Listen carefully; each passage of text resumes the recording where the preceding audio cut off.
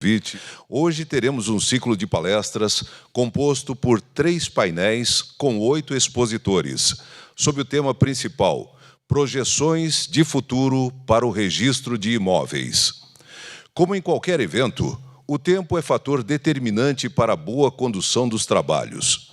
Para tanto, procuraremos fazer a nossa pausa para o almoço às 12 horas e o retorno previsto às 13h30.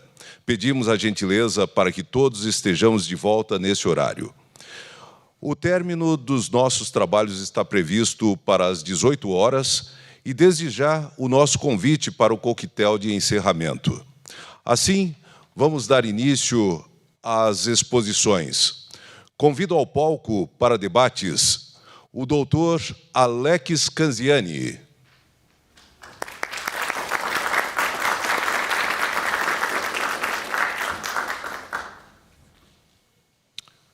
O doutor Fernando Matsusawa.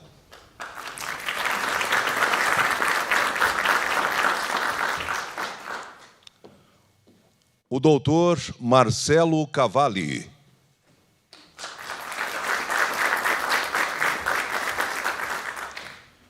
E convido ao palco o doutor Lawrence Chung Ko, com o tema Futurismo aplicado aos serviços públicos. O que podemos esperar?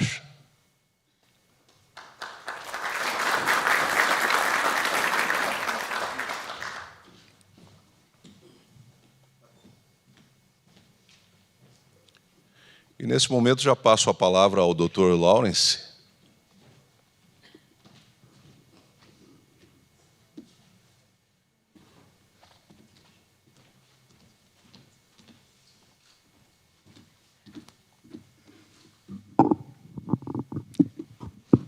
Bom dia. Nossa, estou com dificuldade de ver o pessoal. Eu gosto de conseguir... bom, gosto de enxergar todo mundo que está diante de mim. Hoje coube a mim falar sobre esse tema, futurismo aplicado a serviços públicos. Um pequeno vislumbre da sociedade contemporânea de mudanças. Bom, eu tenho muita coisa para falar, né? Mas vou começar com uma frase do Mark Twain. Não é o que você não sabe que vai colocá-lo em apuros. É o que você tem certeza que não vai. Muitas vezes temos essa pegada assim, né? Isso nunca vai acontecer comigo. Isso nunca vai acontecer na sociedade. E é aí que a gente cai. Porque o desconhecido, a gente se precaver. Se eu não sei sobre esse assunto, eu tomo cuidado. Mas aquilo que a gente tem certeza que não vai acontecer, isso vai colocar a gente em apuro. Eu acho que nesse ponto eu vou contar um pouco sobre aquilo que eu acho aqui, da minha experiência. Quando chamaram Lawrence, muita gente olha, você não parece, né? Claro, oriental, né? O nome Lawrence, que quando meu pai veio aqui no Brasil, primeiro eu sou chinês, né? Made in China, né? Importado, autêntico. E quando a gente chegou aqui, tudo era desconhecido. Não sabia falar uma palavra em português. Para a gente é muito difícil enfrentar uma situação diferente. Por quê? A China é uma civilização, né? Ela não é uma nação, uma civilização. 5, 6 mil anos de história. E quando cheguei aqui, eu comecei a ver algumas diferenças entre aquilo que a gente conhecia lá e aqui. Foi um pouco difícil a adaptação no início. Mas agora sou brasileiro, totalmente. Aliás, estou no Brasil faz 61 anos, né? Então, o Brasil tem 500 e poucos anos de história. Eu tenho mais de 10% da história do Brasil comigo, né? Então, estou tranquilo, sou brasileiro mesmo, né? Diante da civilização da China, os meus anos não significam nada. Não sei se você entende, eu estou querendo entender a minha angústia nesse momento. Parece que não, mas o peso da civilização em uma nação é muito importante. Ele molda muitas coisas. Então, isso molda também o modo de pensar. O que eu quero falar, o assunto, não é do passado, mas do futuro. Mas por que conhecer passado é importante? Passado é importante para o futuro, sim. E meu tema é futurismo. E quando a gente fala futurismo, a primeira tendência que nós temos é que... quando fala em futurologia, parece meu negócio da astrologia, né? Tentar adivinhar o futuro, né? Não. É um estudo bastante sério sobre esse assunto. Desculpe que eu esqueci de colocar no silencioso e ele está dizendo para mim que quer conversar. O que acontece é que nós estamos muito perdidos no dia de hoje. Quando a gente diz do Mark Twain, nós falamos de um futuro muito complicado. Em abril, Economist colocou um chamado dizendo que agora nós estamos fazendo redesenho da vida, ou seja, estamos mudando o DNA das pessoas. Nós vamos escolher qual vai ser a cor dos olhos dos nossos filhos, qual o tipo de QI que nós queremos. Vamos começar a editar tudo. É a famosa biologia sintética. Essa é uma das áreas de pesquisa. Eu sou um pesquisador, eu me considero um cientista. Eu naveguei por várias áreas diferentes. Eu sou formado em engenharia, depois fui para a área de administração, marketing, depois fui para a área de comunicação, fiz semiótica, psicanálise, várias áreas diferentes. Acabei em antropologia. E durante esse tempo, eu estou no meu segundo pós-doutorado na área de inteligência artificial, por entender que esse mundo está numa mutação, não mais de modismo, mas vamos dizer, uma mudança civilizacional. Nós estamos mudando de civilização. Estamos passando de uma civilização para outra. Estamos vivendo uma dobra do tempo. A civilização está se dobrando. Isso tem influência em tudo. Então, vamos começar assim.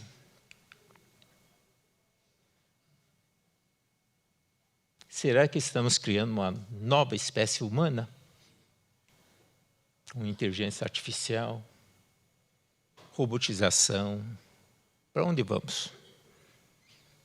Existe essa, debaixo, eu pensei que fosse pointer, não é? É um tipo de robotização em que realmente a gente sabe que é robô. Olha assim, é robô que está fazendo alguma coisa. A gente lida com robô todos os dias. Vocês estão acostumados, né? Você começa a escrever um e-mail no Gmail, ele quer continuar escrevendo por você. Ele acha, o Gmail acha que sabe mais do que você, o que você vai continuar escrevendo. Dentro do e-mail tem uma inteligência artificial. Vamos no seu dia a dia. Quando o Bradesco disse, converse com a Bia. Até nome é de uma persona. Ou seja, naquele atendente é uma persona de inteligência artificial. Essa é a famosa Sofia. A Arábia Saudita considera cidadã. Tem cidadania.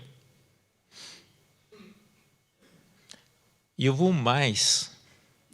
A Estônia, que é o país mais digital do mundo, tem um projeto, praticamente passou. Agora eu vou falar um escândalo nessa plateia. Eles vão tornar inteligência artificial juiz.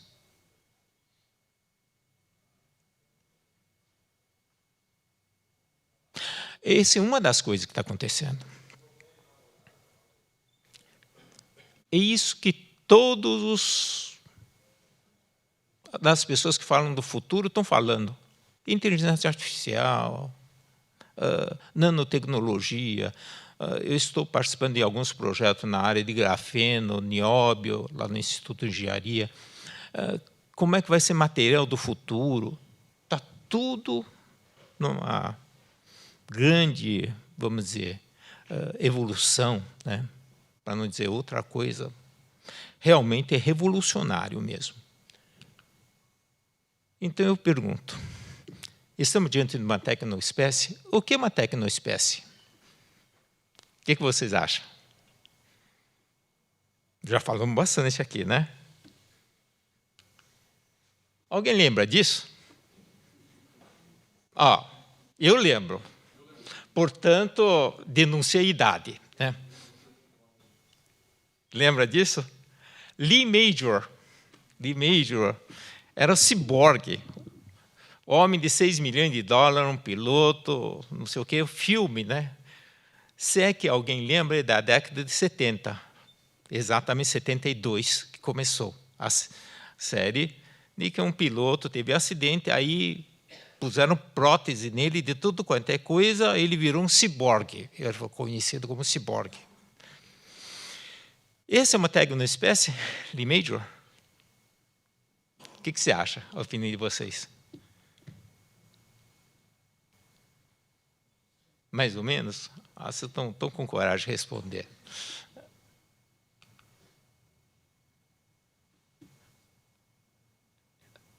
Como é que se chama? Exterminador do futuro, alguma coisa assim? Não, isso aqui não é tecnoespécie, por quê? Porque é robô. A gente vê que isso é robô. Então não é ser humano. Olha, Stephen Hawking, ele é uma pessoa, faleceu agora há pouco, que o que ele tem de humano é somente cérebro, porque o resto é praticamente vegeta.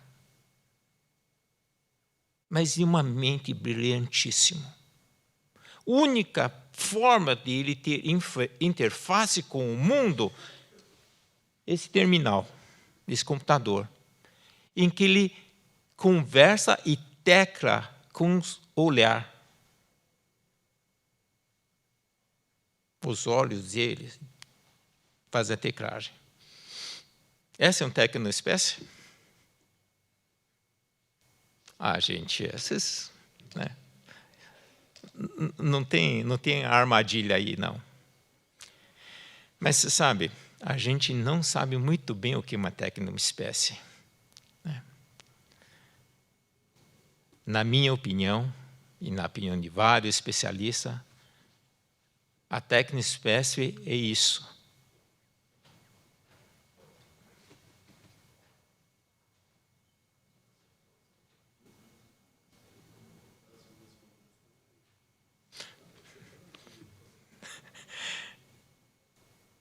Sabe quem é tecnoespécie? Nós.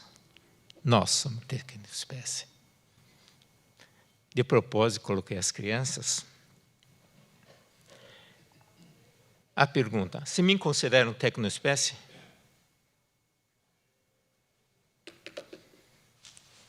Não sou melhor que ninguém, não.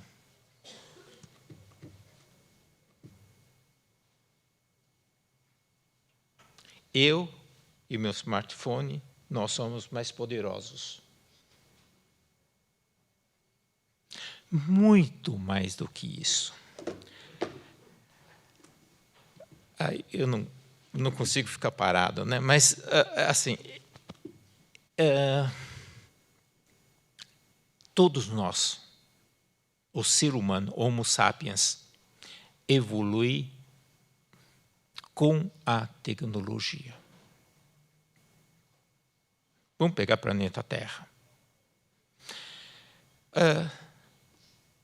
Vocês podem ver que os animais, todos os seres vivos, animais, eles evoluem lentamente com mudanças climáticas, mudanças do seu meio ambiente, mas ser humano é único que se modifica com a tecnologia. Agora vou contar algumas imagens. Primeiro, pensa como é que o homem, na verdade, é um ser dos mais frágeis. Eu gosto de ver aquele National Geographic, né?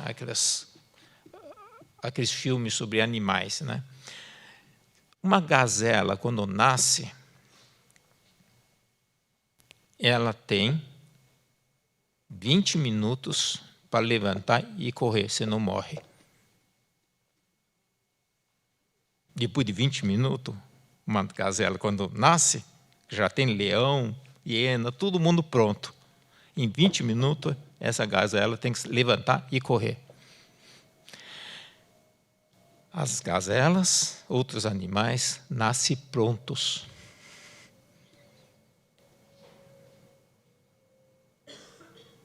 Uma criança, quando nasce, com 2 anos, se não tiver mãe do lado, morre. O homem evolui muito mais lentamente. Porém, logo, ela começa a evoluir de uma maneira absurdamente diferente do resto. Nós temos uma mão que tem feito pinça. Esse efeito pinça faz com que a gente possa utilizar de qualquer ferramenta. Desse início, o homem soube usar a tecnologia. E ao longo do tempo, a tecnologia passa a fazer parte dela. Isso é muito intuitivo, que o homem usa a ferramenta, usa a tecnologia. E nós evoluímos junto com a tecnologia. Por isso, um ser humano de hoje é muito diferente de 100 anos atrás. Você fala, em que? Será que internamente muda? Essa é uma dúvida que pairou durante muito tempo. Então, tem uma pessoa chamada Marshall McLuhan. Alguém já ouviu falar nisso? Ele é, vamos dizer, o pai da comunicação, né? Foi quando eu me aventurei na área de comunicação, né? Saí da área da engenharia, do TI, depois fui para a área de administração, mas quando foi para querer entender como funciona a humanidade, encontrei os filósofos canadenses. Os filósofos canadenses são muito interessantes, né? Eles começaram a ver de maneira diferente do mainstream, dos filósofos mainstream, né? Dos franceses, dos americanos. E, junto com Marshall McLuhan, tem Pierre Levy, né? Nós temos vários, do cibercultura, basicamente conceito, junto com Pierre Levy. Ele percebeu que a mídia, quando as pessoas começam a receber informação, as pessoas são alteradas por informação e, mais do que isso, o meio de comunicação altera a pessoa. A cognição da pessoa é alterada pelo meio de comunicação.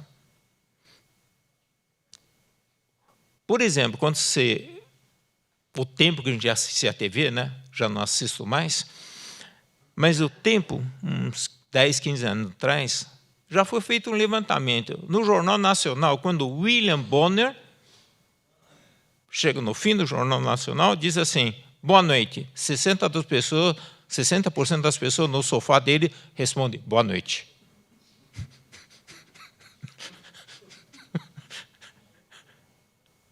Não sei se você entendeu o que quer dizer. A TV muda as pessoas. Né? Você fala, que bobagem responder para a TV. Né? Mas a TV, ele muda a maneira como você faz as coisas e acelera. E quando muda a mídia, muda a sociedade. Segundo fato, eu tenho muitos slides, mas eu tenho pouco tempo, né? Então eu vou parar por aqui de mostrar slide. Outra coisa, por que a sociedade está mudando tanto é por causa do que nós chamamos de revolução civilizacional midiática. Por causa da complexidade demográfica progressiva. Eu já falei um monte de palavras diferentes. Quantas pessoas nós tínhamos aqui no Brasil há 100 anos atrás? 10% do que nós temos hoje. Ou seja, em 100 anos, o Brasil multiplicou sua população por 10. No mundo, multiplicou por 7. Passamos de 1 bilhão para 7 bilhões. Há uma pressão muito grande em cima da sociedade. Antigamente, cada dia precisava de 7 bilhões de pratos de comida. Hoje precisa de 21 bilhões de pratos de comida. Com a mesma terra. E tem várias outras teorias atrás disso. Essa é uma teoria sobre demografia. Tem um crescimento exponencial tecnológico. E, em cima da explosão de tecnologia, houve uma explosão da mídia. Gente de manhã sai de casa sem carteira e não acontece nada, mas não pode sair sem celular.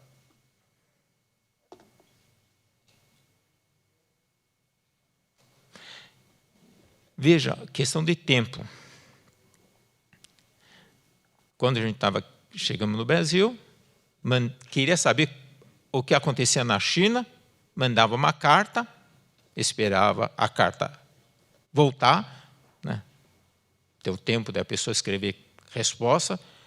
Você recebe resposta da sua pergunta em 1 mês, 2 meses, e era aceitável. Agora você manda no WhatsApp. Pô, não respondeu ainda. Você acabou de dar enter. Você ficou olhando se aquele 2, né? A tic lá ficou azul ou não. Ah, o cara viu, já viu, e não respondeu. Você vê que o nosso timing mudou.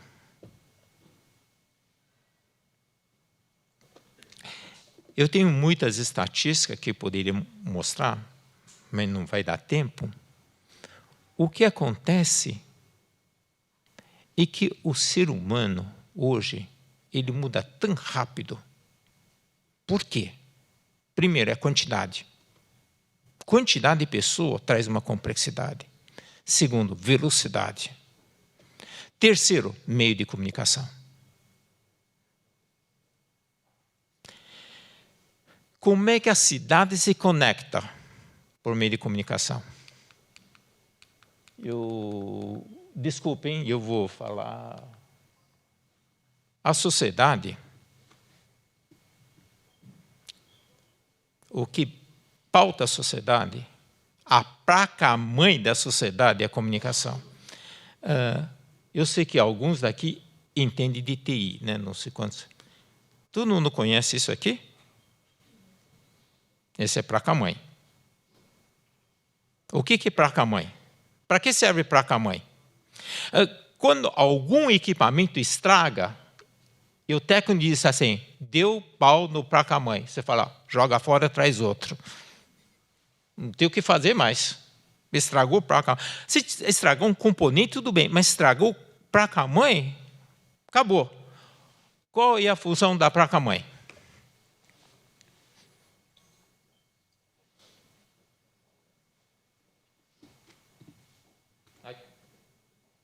Aqui, essa é gigabyte, né? Eu não estou fazendo propaganda para gigabyte, tá? Mas, assim, aqui fica a memória, lá fica as placas de conexão para, como é que chama? Para comunicação, aqui vai processador. Placa-mãe, basicamente, o meio de comunicação entre todos os componentes. O que faz com o computador funcionar é intercomunicação entre eles. Como é que a sociedade funciona? Comunicação. Por isso, McLuhan, essa é a tese do McLuhan, mudou a mídia, mudou a sociedade. Eu concordo com ele.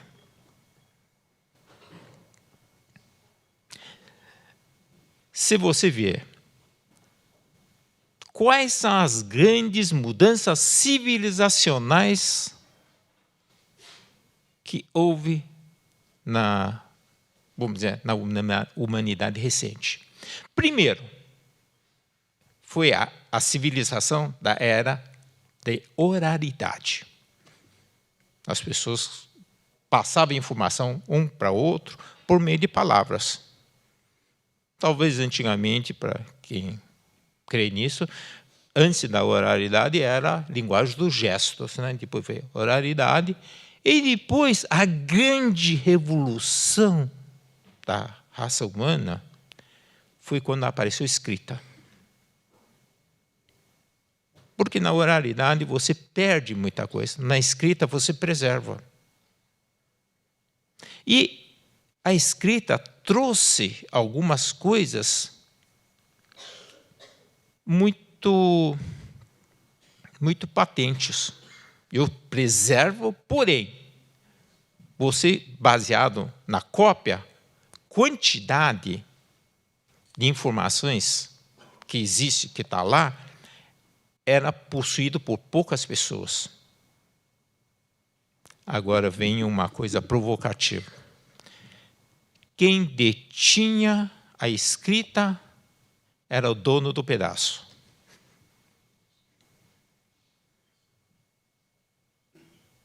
Até por volta de 1400 e pouco, poucos sabiam ler. Quem sabia ler? A nobreza e a igreja. Onde estava o poder? Estava na nobreza e a igreja. E aí, infeliz de um chinês, né, inventou a prensa.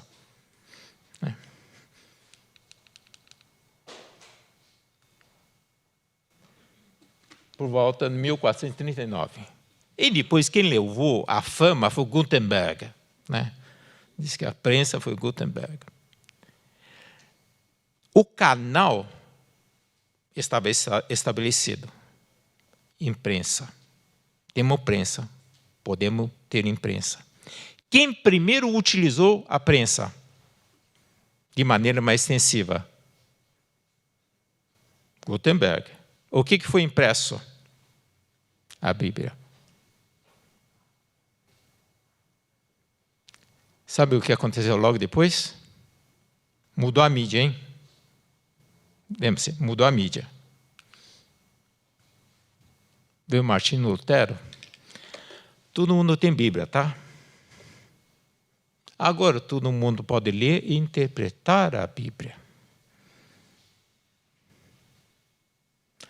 Acabou o monopólio da igreja.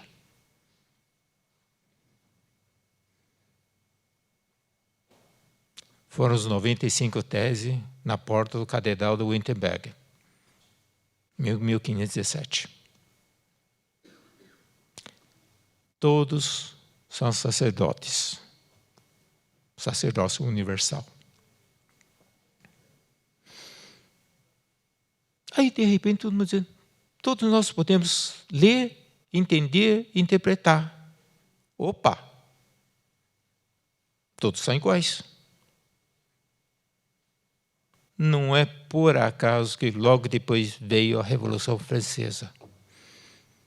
E saímos da monarquia e fomos para a república. Qual é a base da república? Todos são iguais perante a lei. Essa foi a grande revolução civilizacional. Qual foi o gatilho?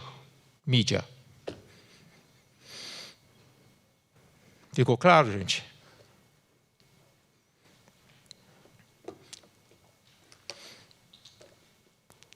Bom, eu vou pular, vou editar, tá? Tenho vários slides. Editando. A grande revolução que estamos vendo hoje é midiático. Nenhum de nós podemos negar que a mídia mudou a nossa sociedade. Os canais, os veículos, todos têm a informação. Antigamente, você fala, tinha rádio, TV, mas era unidirecional. Era mídia concentrada. Cabia a nós receber informação. Hoje, eu sou uma emissora de TV, eu sou uma emissora de rádio, eu sou um jornal. Todos nós. Essa é a grande confusão. E não sabemos como lidar com isso. E qual é o problema com relação a isso? Eu sei que eu tenho que terminar, ainda tenho 50% para falar, mas o que eu estou tentando dizer, essa é um sintoma, é o que nós estamos vendo da revolução civilizacional que estamos contemplando aos nossos olhos, e a gente não sabe muito bem lidar. E a mudança da mídia, eu uso uma palavra que eu não gosto muito, mas talvez signifique isso, empodera as pontas.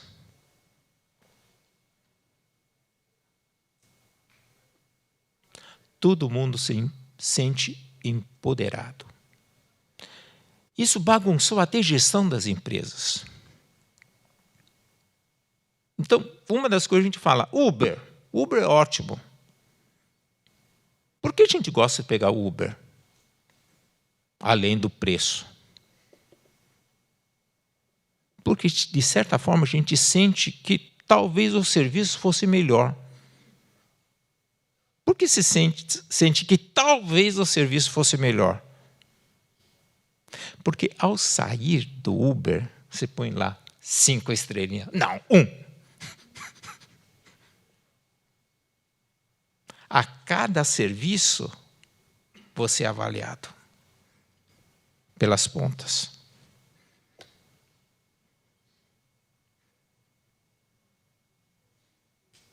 Que era a função como indeclinável do gestor. Só que agora essa função passamos para o consumidor. Não sei se entenderam o que eu estou querendo dizer.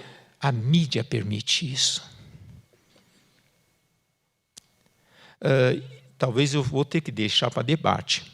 Mas esse é um princípio que está acontecendo. Isso muda tudo em termos de administração. Seja pública, seja privada, tudo. As empresas que não entenderam isso estão quebrando a cara. Todos eles.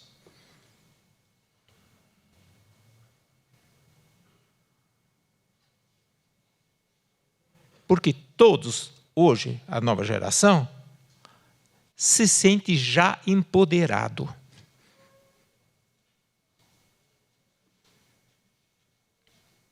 Como vão fazer? Isso é outro problema. Mas primeiro tem que entender.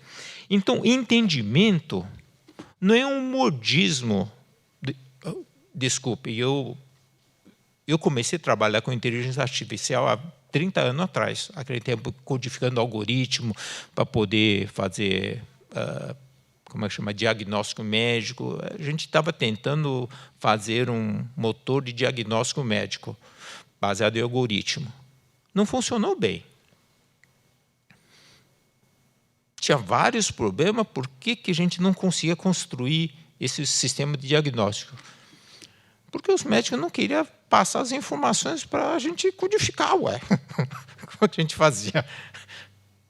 Aí descobri que a inteligência artificial não basta eu ser programador, um bom programador. Eu precisava entender de psicologia, filosofia, antropologia, várias outras disciplinas, psicologia, que para um engenheiro era difícil, porque eu estava lidando com a inteligência. A inteligência não é uma lógica linear, muito longe disso. Mas, de repente, nós temos as coisas, virou uma rede neural. A sociedade virou uma rede neural. Nada mais é monodisciplinar. Tudo virou multidisciplinar.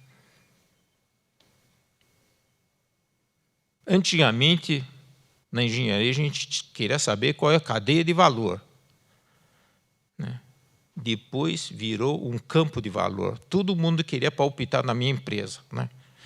Aí a gente fazia alguma coisa, aí vem jornalista. Como é que esse negócio aí? Mas isso não é da minha empresa. Ah, mas eu quero palpitar. Aí todo mundo está palpitando.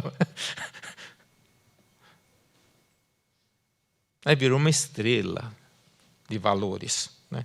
Uma constelação de valores. Eu estou tentando descrever para vocês que das pesquisas que a gente tem feito, a gente percebeu que realmente passamos daquele estudo de uma técnica ou de uma estratégia para ver quais são, vamos dizer, os fenômenos recorrentes da civilização que está acontecendo de novo. Então, o que é futurismo? Entender em que estágio da civilização nós estamos. Não é uma questão de estratégia ou inteligência competitiva, como dizem em marketing, mas entender a essência do ser humano no dia de hoje. Não sei se conseguiram captar. Por isso, a gente mergulhou muito num novo ramo da antropologia, chamada antropologia cognitiva. Porque está muito mais ligado como nós aprendemos hoje. E como esse aprendizado nos modifica. Quando fala nos modifica de um modo geral.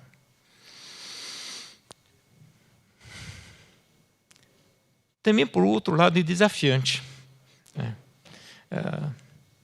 Eu converso muito com o pessoal de casa, etc. A minha filha, que está nos Estados Unidos estudando, diz: pai, pare de trabalhar, né? Eu falei, mas tem tanta coisa ainda para aprender. Estudo todos os dias, horas. Eu quero entender isso. Por quê? Vai nos pautar para o futuro. Eu preciso entender como esses fenômenos recorrentes, de repente, está se apresentando diante de nós novamente. A passagem da oralidade para a escrita trouxe uma revolução civilizacional. Da escrita para a imprensa, trouxe outra. E, de repente, a gente está enfrentando a outra transformação. Que, para mim, inteligência artificial embora esteja fazendo pós-doc disso, é um detalhe que está acontecendo. Ele vai acelerar o processo. Mas o processo mais, vamos dizer, fundamental é a mudança da mídia. Porque a placa-mãe da sociedade mudou. Quando a placa-mãe muda, temos de fazer novo sistema operacional. Aí que vem os aplicativos em cima. Eu estou falando uma linguagem talvez muito enigmática, mas um pouco que a gente consegue entender, a gente vai perceber que nós estamos diante de alguma coisa totalmente nova. Então, o tema que me coube é falar como isso afeta o serviço público. Eu diria, desculpe a linguagem chula, ferrou total, né? Ou seja, não existe serviço público ou serviço privado, qualquer serviço, e até do pedreiro. Porque quando chega um pedreiro em casa, hoje, eu estou doido para dar quantas estrelas para ele. Tanto é que o maior empregador do Brasil é uma empresa chamada Plataformas. Todo mundo está trabalhando com plataforma. Por que a gente gosta de trabalhar com plataforma? Porque ele permite que o consumidor e o fornecedor conversem diretamente. E nessa hora, o consumidor se empodera e o fornecedor sabe, no momento que eu prestar o melhor serviço, imediatamente ele vai perceber. Eu vou estar lá em cima. Isso em qualquer área. Portanto, saímos de uma área chamada gestão, vamos para outra modalidade chamada curadoria. Isso já é outra história. Não, eu estou tentando resumir, né, um curso que a gente dá em 20 minutos, quase impossível, né? Mas nós temos tempo para conversar, tá bom? Então, acho que já esgotou meu tempo, né? Então, é isso. Eu nem pergunto porque, né, Dom de Miguel, né, como se diz, né? Então, pessoal, obrigado pela oportunidade.